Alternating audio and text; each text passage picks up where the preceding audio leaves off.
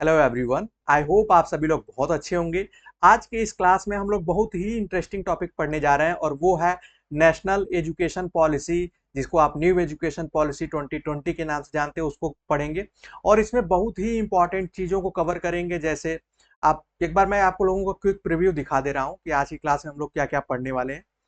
आप यहाँ देख सकते हैं, बहुत ही इंपॉर्टेंट फैक्ट के साथ साथ हम लोग फुल फॉर्म भी देखेंगे, जो कि आपके teaching aptitude, educational current scenario, साथ ही जीके जीएस का भी ये पोर्शन है। तो इसलिए ये काफ़ी इंपॉर्टेंट हो जाता है। तो सबसे पहले हम लोग शुरू करेंगे, जैसा कि आप देख सकते हैं, नेशनल एजुकेशन पॉलिसी। ये कवर पेज, ये पीडीएफ आप लोगों को मिल जाएगा आप ग्रुप में, इसको लेकर परेशान मत होइएगा। नेशनल एजुकेशन पॉलिसी 2020, इसको आप लोग एनईपी, न्यू एजुकेशन पॉलिसी 2020 के नाम से भी जानते हैं। तो ये कॉमन आप कह सकते हैं इसको। सबसे पहले एक क्वेश्चन आता है कि ये कौन सी मिनिस्ट्री मतलब इसको इम्प्लीमेंट कराती है या इस पे चीज़ों को बनाती है, या कह सकते हैं फॉर्मुलेट करती है। तो पहले जो थी MHRD, ministry of human resource and development. लेकिन जब से न्यू एजुकेशन पॉलिसी इम्प्लीमेंट हुई, इसमें इसका नाम बदलकर एमओई कर दिया गया, मिनिस्ट्री ऑफ एजुकेशन। ये आप ध्यान रखिएगा, पहली चीज। दूसरी चीज, आप लोगों को कुछ फैक्ट्स मैं यहाँ बता देता हूँ। जैसे आप देख सकते हैं, आपके एग्जाम में क्वेश्चंस कैसे आ सकते हैं। देखिए पॉइंट फर्स्ट, देखिए the national education policy of India 2020 या न्यू एनईपी। एनईपी के नाम से ही मतलब इसका शॉर्ट फॉर्म जो होगा एनईपी लिखा होगा, उसको समझ जाइएगा। एग्जाम में आपके क्वेश्चन आ सकता है कि नई शिक्षा नीति, इसको हिंदी में नई शिक्षा नीति या राष्ट्रीय शिक्षा नीति 2020 भी लिखा होगा, तो ये सेम चीज है।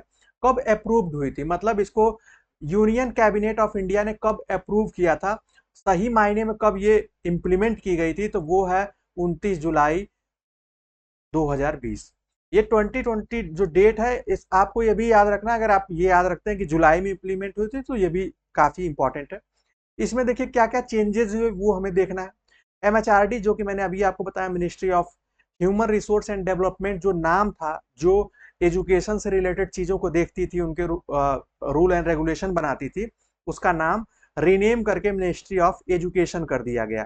तो ये आप सभी लोग ध्यान रखिएगा। एग्जाम में आपके क्वेश्चन ऐसे भी आ सकते हैं कि मिनिस्ट्री ऑफ एजुकेशन कब एग्जिस्टेंस में आई या रीनेम्ड कब हुई। तो आपको लिखना है, यही डेट आप लिखेंगे, जुलाई। डेट अगर नहीं भी लिखेंगे तो मंथ 2020। आपको बता दें, ये सब 1986 तक हमारे इंडिया के इंडिपेंडेंट होने के बाद से लेकर 1986 तक भी इसको मिनिस्ट्री ऑफ एजुकेशन के नाम से ही जाना जाता था, लेकिन बाद में इसका नाम एमएचआरडी कर दिया गया। तो ये थोड़ा सा फैक्ट आप जान सकते हैं। आपके एग्जाम में एक और फैक्ट आ सकता है कि ये जो ड्राफ्ट है, जो एनईपी का ड्राफ्ट है, ये या ये भी हो सकता है ये किस कमेटी का प्रपोजल था ये। तो वो आपको नाम ये याद रखना है कि ये के कस्तूरी रंगन जो है, इनके आप इनका नाम याद रख लीजिएगा। इन्हीं के कमेटी और इन्हीं के रिकमेंडेशन को न्यू एजुकेशन पॉलिसी में इम्प्लीमेंट किया गया है। एग्जाम में ये भी आ सकता है कि के कस्तूरी रंजन, कृष्णा स्वामी कस्तूरी रंजन कौन थे। तो ये इसरो के फॉर्मर चीफ भी रह चुके हैं, इसरो के चीफ रह चुके हैं।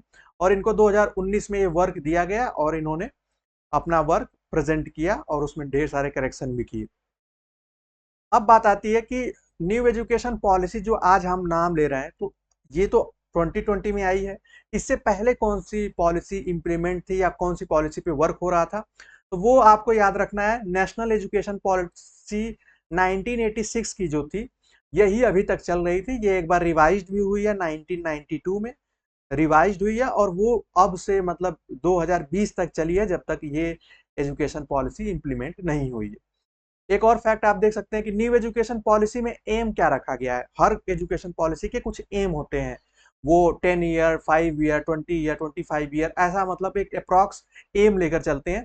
तो न्यू एजुकेशन पॉलिसी का एम है ट्रांसफॉर्म इंडिया एजुकेशन, जो इंडिया एजुकेशन सिस्टम है उसको 2040 तक उसमें अच्छे परिवर्तन के लिए और चीजों को या बेहतर बेहतर करने के लिए ये टारगेट रखा गया है 2040 तक। लेकिन इसमें कुछ चीजें आपको मैं आगे बताऊंगा कि जो 2030 तक अचीव करने की भी बात की गई है, ये आप ध्यान रखेंगे।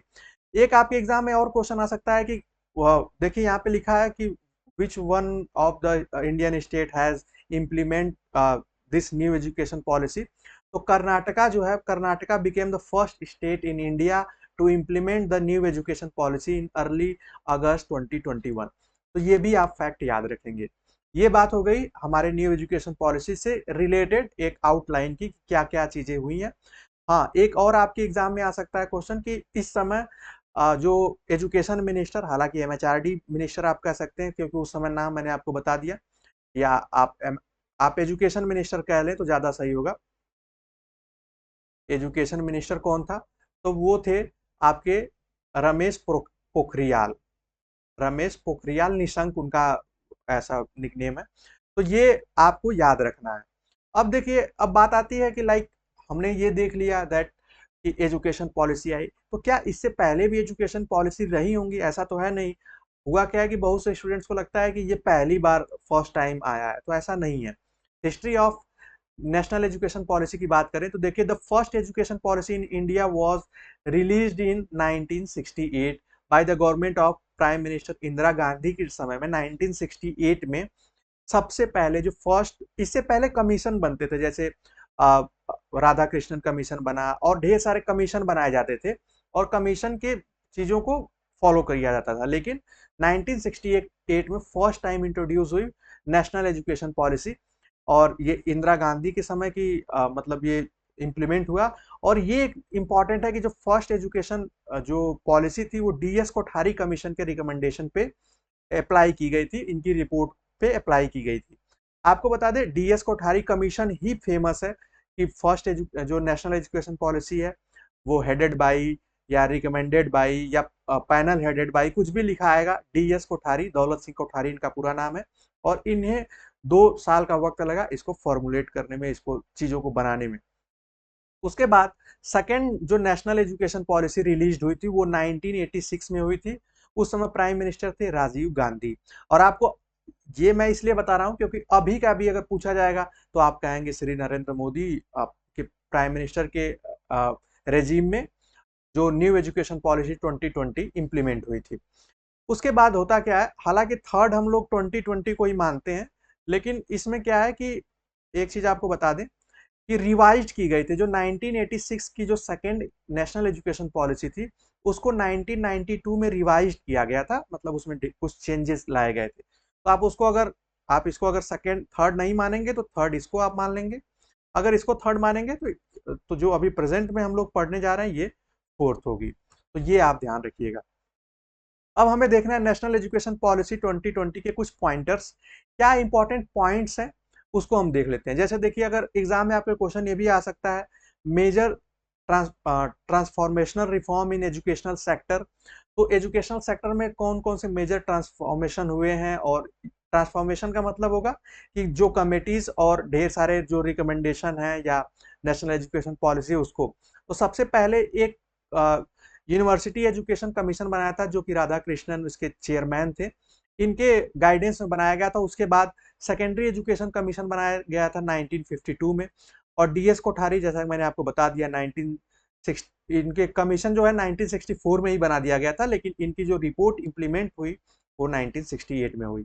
उसी तरीके से एजुकेशनल रिफॉर्म में एक और 42nd जो एजुकेशनल अमेंडमेंट है, जो कि इसी में जाकर एजुकेशनल को कॉन्करेंट लिस्ट में डाला गया। कॉन्करेंट लिस्ट में डालने से फायदा क्या हुआ? 42nd कॉन्स्टिट्यूशनल अमेंडमेंट 1976 में, कि यहाँ पे अब ये हो सकता था कि सेंट्रल गवर्नमेंट के साथ साथ स्टेट गवर्नमेंट भी अपनी जो भी एजुकेशन से रिलेटेड पॉलिसीज है उस पर कानून बना सकती हैं, या लॉज मेकिंग के भी पावर स्टेट गवर्नमेंट को भी मिल गई। यहाँ पे देखिए, ये सेम मैंने आपको चीजें बता दी हैं। हाँ, 1992 के बाद दो एक और कमेटी बनाई गई थी, टीएसआर सुब्रमण्यम कमेटी की रिपोर्ट, जो कि 27 मई 2016 को इन्होंने रिपोर्ट की थी। फिर उसके बाद जो फाइनल कस्तूरी रंगन की जो कमेटी थी उसकी रिपोर्ट जो थी वो आ तो गई थी 31 मई 2019 तक, लेकिन उसमें ढेर सारे कुछ चेंजेस और करेक्शन किए गए थे। तो ये आपको ध्यान रखना है। अब हम देखते हैं कि मेजर रिफॉर्म हायर एजुकेशन में क्या मेजर रिफॉर्म होंगे। टारगेट रखा गया है कि 15% plus gross enrolment ratio by 2035। मतलब जैसे कि आप एनरोलमेंट रेशियो का मतलब है कि अधिक से अधिक लोगों का एडमिशन लेना। इससे क्या होगा, लिटरेसी रेट में इंक्रीमेंट देखने को मिलेगी, ये एक टारगेट है। Holistic and multi disciplinary education, flexibility to subject, पहले ये होता था कि आप साइंस स्ट्रीम से हैं तो आर्ट्स के सब्जेक्ट नहीं पढ़ सकते हैं, लेकिन अब क्या होगा, आने वाले टाइम में आप साइंस के 2 सब्जेक्ट, एक आर्ट्स का सब्जेक्ट भी पढ़ सकते हैं। तो ये कहीं न कहीं मल्टी डिसिप्लिनरी का मतलब होता है कि अलग-अलग डिसिप्लिन से, लाइक साइंस अलग डिसिप्लिन है, आर्ट्स अलग है, कॉमर्स अलग है, मेडिकल अलग है, इंजीनियरिंग अलग है। तो इन सभी डिसिप्लिन को मर्ज करके भी कुछ कोर्सेज चलाए जाएंगे और फ्लेक्सिबिलिटी ऑफ सब्जेक्ट होगी। बहुत से सब्जेक्ट्स ऐसे भी मिलेंगे जो ऑप्शनल होंगे या जो जो क्वालिफाइंग नेचर के होंगे, मतलब ढेर सारी फ्लेक्सिबिलिटीज लाई जाएंगी। मल्टीपल एंट्री और एग्जिट ये काफी इंपॉर्टेंट है। जैसे हम लोग, अगर मैं ग्रेजुएशन की बात करूं, ग्रेजुएशन, तो ग्रेजुएशन में आप देखेंगे कि आपको 3 साल ग्रेजुएशन करना पड़ता है, ठीक है, चाहे वो जनरल हो चाहे वो ऑनर्स हो, आप 3 साल करते हैं। लेकिन अब क्या किया गया कि इस एजुकेशन पॉलिसी में एक अच्छी चीज क्या की गई कि अगर आप फर्स्ट ईयर कहीं पढ़ रहे थे, ठीक है, और किसी रीजन से आपने वो यूनिवर्सिटी छोड़ दी या कॉलेज चेंज कर लिया, तो आपको, अगर आपने फर्स्ट ईयर कंप्लीट कर लिया है तो आपको सर्टिफिकेट मिलेगा। पहले क्या होता था कि अगर आप 3 साल तक जब तक कंप्लीट नहीं करते थे आपको डिग्री नहीं मिलती थी। लेकिन अब क्या होगा कि इन फ्यूचर आप फर्स्ट ईयर अगर उस कोर्स का कंप्लीट किए तो आपको सर्टिफिकेट मिलेगा। सेकेंड ईयर भी कंप्लीट कर लिए तो आपको डिप्लोमा मिलेगा उस सब्जेक्ट से या जिस स्ट्रीम से आप कर रहे हैं। और थर्ड ईयर कंप्लीट कर लेंगे तो एज यूजुअल जैसे आपको डिग्री मिलती थी वो मिलेगी। तो ये जो दो चीजें नई आई हैं ये पहले नहीं थी, तो ये आप ध्यान रखिएगा। यूजी प्रोग्राम में 3 से 4 साल तक कर दिया गया। जैसे यूजी प्रोग्राम में कुछ इंटीग्रेटेड प्रोग्राम भी डाल दिए गए कि अब आप एक बार एडमिशन लेंगे तो ग्रेजुएशन, यूजी और पीजी दोनों एक साथ कर लेंगे।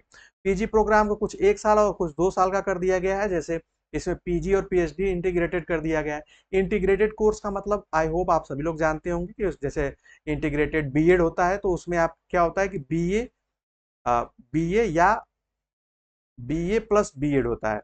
तो ऐसे अगर आप करेंगे तो आपको 5 साल का समय लगेगा, और जब इंटीग्रेटेड करेंगे तो आपको 4 साल में ही ये कोर्स आप कंप्लीट कर लेंगे। तो ये इंपॉर्टेंट है। जैसे यहाँ लिखा भी है, देख लीजिए पॉइंट में, इंटीग्रेटेड 5 ईयर बैचलर और master program. Integrated bachelor program भी होता है, इंटीग्रेटेड मास्टर प्रोग्राम भी, इंटीग्रेटेड पीएचडी प्रोग्राम भी। एमफिल को डिसकंटिन्यूड कर दिया गया। एमफिल एक कोर्स होता था जो कि पीजी के बाद होता था। Post graduation MA, MSc, MCom के बाद उस सब्जेक्ट में एमफिल होती थी। एमफिल को इस एजुकेशन पॉलिसी में डिसकंटिन्यू कर दिया गया। तो ये ध्यान रखिएगा। अब उसके आगे हम लोग देख लेते हैं। यहाँ पे आप देख पाएंगे क्रेडिट ट्रांसफर और एकेडमिक बैंक ऑफ क्रेडिट।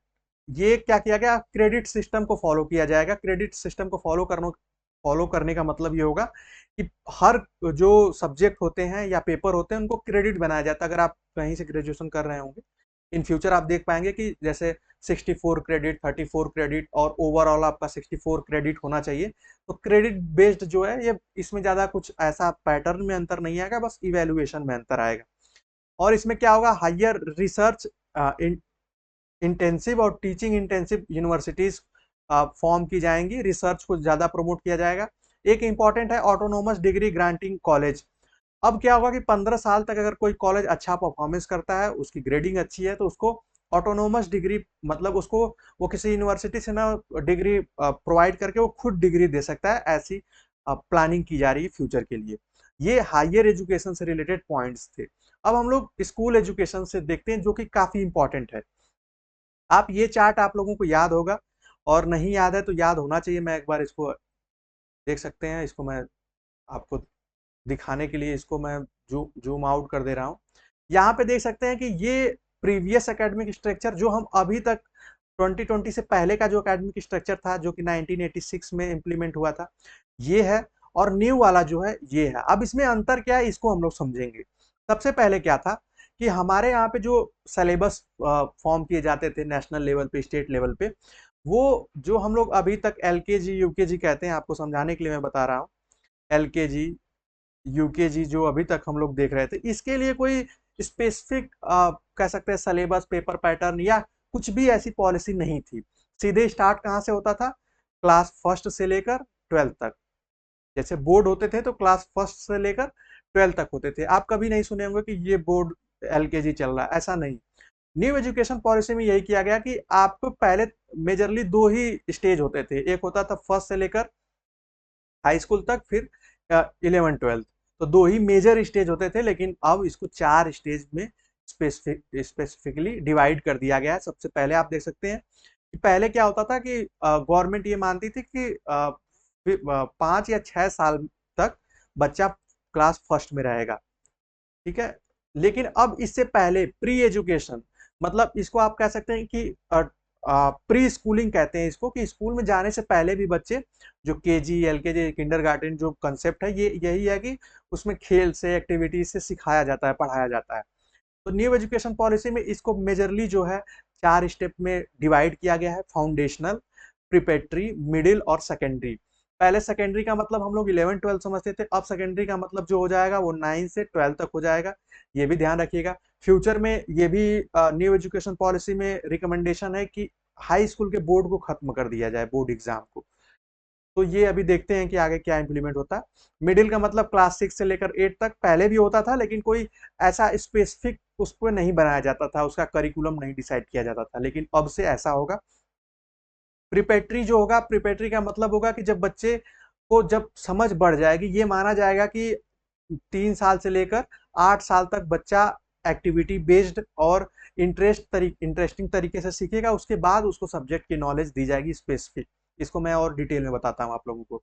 आप एक चीज ये फॉर्मूला याद रखना, न्यू एजुकेशन पॉलिसी में, पहले की एजुकेशन पॉलिसी में 3 साल से लेकर 6 साल के बच्चों के लिए कोई स्पेसिफिक चीजें नहीं थी, लेकिन न्यू एजुकेशन पॉलिसी में ये पैटर्न याद रखना। जैसे कि आप लोगों को बता दूं कि पहले जो पैटर्न था वो 10+2 का था, अब का जो पैटर्न होगा उसको आप ऐसे याद रख सकते हैं कि 5, 3, +3 और +4। इसका मतलब क्या है कि 5 ईयर जो होगा, ये आप यहाँ देख सकते हैं, फाउंडेशनल स्टडी कराई जाएगी। इसमें एलकेजी से लेकर या केजी से लेकर क्लास सेकेंड तक, केजी से लेकर क्लास सेकेंड तक ये फोकस्ड होगा, और ये थर्ड से लेकर फिफ्थ तक, 6 से लेकर 8 तक और 9 से लेकर 12 तक। तो ये आप लोगों को ध्यान रखना है। यही फॉर्मूला कई बार पूछता है कि न्यू एजुकेशन पॉलिसी में क्या फॉर्मूला रखा गया है करिकुलम का, तो 5+3+3+4, ये मोस्ट इंपॉर्टेंट है, मैं स्टार लगा देना, उसको ध्यान रखिएगा। अब जो इंपॉर्टेंट चीजें हैं, जैसे कि इसमें आंगनवाड़ी जो शिक्षा होती है वो है, इसमें 2 साल का, ये हिंदी में है, जो स्टूडेंट्स हिंदी मीडियम से वो उसको देख सकते हैं। इसमें एज ग्रुप की भी बात की जाएगी कि जो फाउंडेशनल बेस होगा उसमें कितने एज से लेकर कितने एज ग्रुप तक के बच्चों को रखा जाएगा, तो 3 ईयर से लेकर 8 ईयर तक इसमें रखा जाएगा। जैसे एज यहाँ पे लिखा भी आप देख सकते हैं, 8 से 11, 11 से 14 और 14 से 18 साल तक सेकेंडरी में रहेंगी। ये बात हो गई। इसमें आपको एक ये ध्यान देना है कि प्रिपेटरी स्टेज में जब क्लास थर्ड से लेकर थर्ड में स्टूडेंट आएगा, तब उसको साइंस, मैथ्स और आर्ट्स की पढ़ाई या उसकी एजुकेशन दी जाएगी, उससे पहले मैथ्स की स्पेसिफिक एजुकेशन नहीं दी जाएगी। ये चीजें आप उसमें देख सकते हैं। न्यू एजुकेशन पॉलिसी में एक और रिफॉर्म होगा, क्या होगा वो, अभी आप लोगों को 2-3 चीजें जानने की जरूरत है कि जितने भी यूनिवर्सिटीज और कॉलेज से रिलेटेड जो रेगुलेटिंग बॉडी है, फॉर्मुलेटिंग बॉडी है, या जो कह सकते हैं कि गवर्निंग बॉडी है, वो है UGC, university grant commission. I hope आप सभी लोग इसका नाम जानते होंगे। लेकिन ये और जो टेक्निकल एजुकेशन है, यूजीसी तो मैंने बताया कि जो जनरल चीजें उसको देखती है, चाहे सारे बैकग्राउंड को, लेकिन जो टेक्निकल एजुकेशन है, टेक्निकल एजुकेशन में जैसे इंजीनियरिंग हो गया और मैनेजमेंट हो गया, उसको देखती है एआईसीटीसी, ठीक है। एआईसीटीसी जो है ये है all India council of technical education, CTE, ये देखती है। उसके साथ एनसीटीई, आप सभी लोग पता है, national council for teacher education. तो ये जितने भी बीएड के कोर्सेज हैं, जैसे टीचिंग के कोर्सेज, चाहे बीएड है, एमएड है, इनके कोर्सेज को, डीएलएड है, ये एनसीटीई देखती है। लेकिन अब क्या होगा, इसमें एक रिफॉर्म दिया गया है कि अब इन्होंने कहा यूजीसी को हटाकर एचसीईआई करके एक संस्था बनाई जाएगी, जिसका हो सकता है उसमें मेजरली 4 अलग अलग आप कह सकते हैं कि डिपार्टमेंट या मिनिस्ट्री या कह सकते हैं कमीशन बनाए जाएंगे, जिसमें एक होगा national higher education regulatory council, जो अभी तक यूजीसी, आप कह सकते हैं यूजीसी और एआईसीटीसी को मिलाकर एक एक अलग से काउंसिल बनाई जा सकती है, जिसका नाम होगा national higher education regulatory council. ये क्या करेगी, इन सभी चीजों को मर्ज कर देगी। तो थोड़े से बहुत माइनर रिफॉर्म्स देखे जा सकते हैं। अभी तक नहीं इम्प्लीमेंट हुआ, ये फ्यूचर में करने की बात है। जनरल एजुकेशन काउंसिल जीईसी बनाई जाएगी। इसका काम क्या होगा कि जो हायर एजुकेशन के प्रोग्राम है उनको तैयार करना, उनका स्टैंडर्ड बनाना, तो ये काम जीईसी का होगा। अभी तक जो नैक चली आ रही थी, national accreditation assessment and accreditation council जो थी, उसको अब ये लोग एनएसी का नाम देंगे और इसका भी काम वही होगा, ग्रेडिंग करना और असेसमेंट करना कॉलेज और यूनिवर्सिटीज का। उसके बाद हायर एजुकेशन ग्रांट काउंसिल बनाई जाएगी, जो ग्रांट्स मतलब क्या होगा कि उनको आप कह सकते हैं इकोनॉमिकली सपोर्ट और उनको बजट और उनको जो भी रिक्वायरमेंट है उसका आप कह सकते हैं कि जो पैसे से रिलेटेड चीजें हैं वो बजट फंड देना, फंड देने का काम जो है वो HGFC नाम की संस्था करेगी। तो ये अभी तक यूजीसी करती है। तो ये सारे रिफॉर्म फ्यूचर में आपको देखने को मिल सकते हैं। ये हमने देखा, और जैसा कि मैंने आपको बता दिया ये चीजें वही हिंदी में है। हाँ, एक चीज न्यू एजुकेशन पॉलिसी में आपको बता दें कि अभी बजट का एजुकेशन पर एजुकेशन पर आपके बजट का अभी 3% ही खर्च किया जाता है। टारगेट किया गया है कि 2030 तक या इन फ्यूचर 6% तक किया जाएगा, मतलब इसको डबल किया जाएगा। इसका मतलब होगा जीडीपी का 6% जो होगा वो एजुकेशन सेक्टर में खर्च किया जाएगा, एजुकेशन सेक्टर के लिए इतना पैसा फंडेड किया जाएगा। तो अभी तक 3% होता है, जो कि कंपेरेटिवली और अदर कंट्री के बहुत कम है। अब देखिए कुछ बहुत ही इंपॉर्टेंट आप लोगों के एग्जाम के लिए, एग्जाम के पॉइंट ऑफ व्यू हो जाता है, वो हो जाता है आपका फुल फॉर्म्स, जिसको फुल फॉर्म कह सकते हैं, एब्रिविएशन कर सकते हैं। यहाँ आप देख सकते हैं सबसे पहले ये तो क्वेश्चन आया था सीयूसीटी का जब एग्जाम हो रहा था, तो उसमें पहला ही क्वेश्चन था एबीसी क्या है। तो एकेडमिक बैंक ऑफ क्रेडिट, ये इसका फुल फॉर्म है। इसमें जितने भी आप एकेडमिक करेंगे, जैसा मैंने आपको बताया, क्रेडिट सिस्टम होगा कि ये जैसे हर कोर्स का क्रेडिट होगा, हर पेपर का क्रेडिट होगा, उस क्रेडिट के बेस्ड पे ही आप कह सकते हैं कि आपका सिलेबस डिजाइन किया जाएगा। एआई, आर्टिफिशियल इंटेलिजेंस, ये आप सभी लोग जानते हैं। एसी जो इंपॉर्टेंट है मैं आपको टिक करा दे रहा हूं, जैसे आयुष, आयुष जो एक मिनिस्ट्री बनाई गई जिसमें आयुर्वेदा, योगा, नेचुरोपैथी, यूनानी, सिद्धा और होम्योपैथी को मिलाकर आयुष नाम दिया गया। ये आप ध्यान रखेंगे। बीईओ जो होता है ये ब्लॉक एजुकेशन ऑफिसर होता है, जिसका ये शॉर्ट फॉर्म है। और इसमें बीआईटी जो है block institute of teacher education. और आपको बता दें एक होता है डाइट, अभी आगे आएगा उसको हम लोग देख लेंगे। आप यहाँ देख सकते हैं वी वॉक मतलब बैचलर ऑफ वोकेशनल एजुकेशन, जो भी व्यावसायिक शिक्षा है उसमें बैचलर करने को वॉक, वी वॉक कहते हैं। CAB केप जो है ये काफी इंपॉर्टेंट है, ये आपके एग्जाम में आता है। Central advisory board of education, इसका काम होता है कि जो भी जैसा आप नाम से ही देख सकते हैं, सेंट्रल एडवाइजरी बोर्ड है जो एजुकेशन से रिलेटेड है, और इसका एडवाइस देने का काम ही है इस बोर्ड का। उसके बाद CBCS जो है वो है चॉइस बेस्ड क्रेडिट सिस्टम, इसका फुल फॉर्म है CBSE का, आप लोग जानते ही हैं। CIET जो है central institute of educational technology, ये आप ध्यान रखिएगा। उसके बाद जो इंपॉर्टेंट आ जाता है इसमें, हम देख सकते हैं डाइट, डाइट जो मैं अभी आपको बताने जा रहा था, district institute of education and training. ये हर डिस्ट्रिक्ट में एक इंस्टीट्यूट होगा जहां पे टीचर एजुकेशन से रिलेटेड डिप्लोमा, जो अभी बीटीसी और डीएलएड की डिग्री चलती है, वो हर डिस्ट्रिक्ट में एक एक डाइट कॉलेज है। इसको मैं आप लोगों को पहले से बताया हूँ। दीक्षा जो है, दीक्षा का फुल फॉर्म क्या होगा, ये इससे रिलेटेड वेबसाइट और ऐप से भी आपके एग्जाम में क्वेश्चन आते हैं।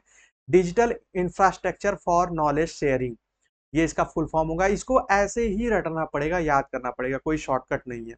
उसके बाद ये काफी इंपॉर्टेंट है, ECCE, early childhood care and education, जिसमें मैंने आपको बताया कि जो प्री स्कूलिंग है, जो आंगनवाड़ी स्कूलिंग है, उसके लिए ये डिजाइन किया गया था अर्ली चाइल्डहुड, जिसमें 3 से लेकर 6 साल तक के बच्चों के शिक्षा के लिए चीजें डिजाइन की जाएंगी। जीडीपी आप लोग सभी जानते ही हैं। उसके बाद HECI, आपके एग्जाम में ये भी आ सकता है कि जो न्यू एजुकेशन पॉलिसी में HECI जो वर्ड है उसका मीनिंग क्या है, या फुल फॉर्म जो अगर पूछा जाए तो higher education commission of India, जो कि यूजीसी की जगह लेगा, जो कि मैंने अभी आपको रिसेंट बताया। उसके बाद आप ये देख सकते हैं एग्जाम में कभी कभी आता है कि इंडियन काउंसिल जो एग्रीकल्चरल रिसर्च के लिए, तो ICAR, अगर आप लोग थोड़ा सा ध्यान देंगे तो आप लोग जानते भी होंगे। उसके बाद इसमें इग्नू का फुल फॉर्म आप सभी लोगों को आना चाहिए। पहली सेंट्रल ओपन यूनिवर्सिटी है, Indira Gandhi national open university, ये आप याद रखेंगे। आईआईएम, आईआईटी, आईआईएम आप सभी लोग जानते भी हैं।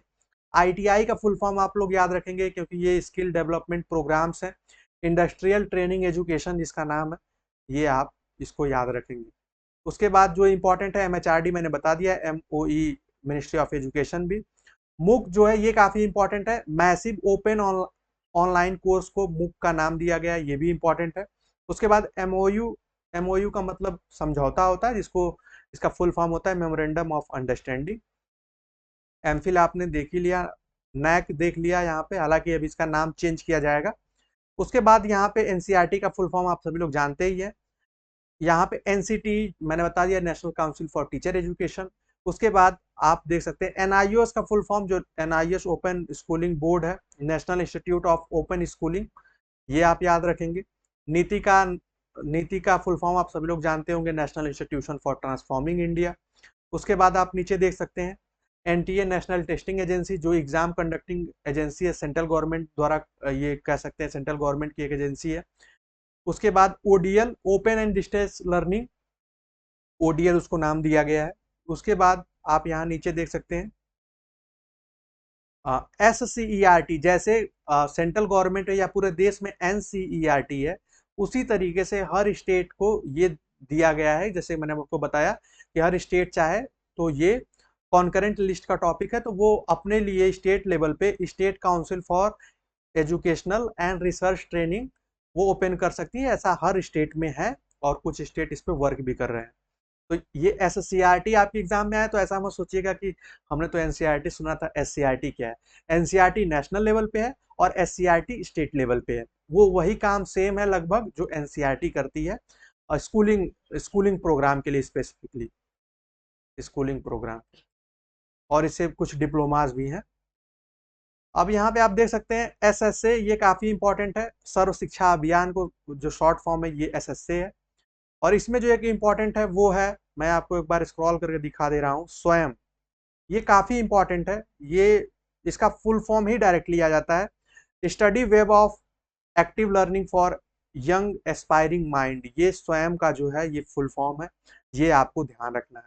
क्लास थोड़ी लंबी हो सकती है लेकिन हमने सारे इंपॉर्टेंट टॉपिक को कवर किया है, और मैंने कोशिश की है बहुत ही कम समय में और शॉर्ट में इफेक्टिव चीजों को पढ़ने और समझाने का काम किया है। आई होप आपको आज की क्लास समझ में आई होगी। इसमें हमने जो भी चीजें देखी मैं आपको एक बार क्विक प्रीव्यू दिखा दे रहा हूँ। इसमें आप लोग कमिटीज और जो इंपॉर्टेंट चीजें हैं उसका नाम याद रखिएगा। और एजुकेशन पॉलिसी में आप एक एक बेसिक आप ऐसे आइडिया, रफली आइडिया रख सकते हैं कि फर्स्ट जो बनी थी 1968, फिर दूसरी 1986, एक रिवाइज्ड हो गई तो 1992, इसी में लिख दीजिए, और थर्ड को लिख दीजिए 19, सॉरी यहाँ पे आप लिख दीजिए 2020। ठीक है, तो ये हो गया आपकी नेशनल एजुकेशन पॉलिसीज के जो भी बैकग्राउंड हो गया। इतना बैकग्राउंड आप समझ जाते हैं, बाकी जो नाम मैंने बताए उसको एक बार देख लीजिएगा। इतना आप लोगों के लिए इनफ होगा न्यू एजुकेशन पॉलिसी से रिलेटेड। आई होप आपको ये क्लास समझ में आई होगी। मिलते हैं नेक्स्ट क्लास में, तब तक के लिए bye bye, take care and keep watching.